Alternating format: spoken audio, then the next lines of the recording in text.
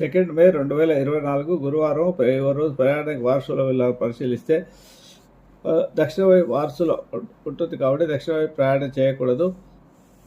పనులుంటే వాయిదా వేసుకోండి. పడవ వైపు పనులుంటే చేసుకుంటే ద్రవ్యలాభం ధనలాభం ఉంటుంది కాబట్టి పడవ వైపు వెళ్ళి పనులు చూసుకుని తర్వాత కావాలంటే తప్పనిసరి పరిస్థితి లేనప్పుడు దక్షిణ వైపు వెళ్ళి పనులు చేసుకుంటే ఆ పనిలో మీకు సాఫల్యత ఏర్పడుతుంది, పనులు సాగుతాయి. లేదో వాయిదా వేసుకోండి.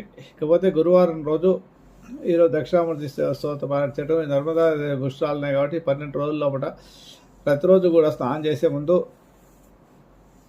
స్నానం నీళ్ళలో పసుపు వేసుకొని స్నానం చేయడం. అందరూ కూడా నర్మదా నదిలో స్నానం చేయడానికి వీలు పడదు కాబట్టి ప్రతిరోజు స్నానం చేసేటప్పుడు నీళ్ళలో పసుపు వేసుకొని గంగే యమునే కృష్ణ గోదావరి నర్మదే సింధు కావేరి జలేశ్వరి సత్యగురు అనే స్తోత్రాన్ని జపం చేస్తూ స్నానం చేయడం వల్ల నర్మదా పుష్కరాల్లో స్నానం చేసిన ఫలితం లభిస్తుంది.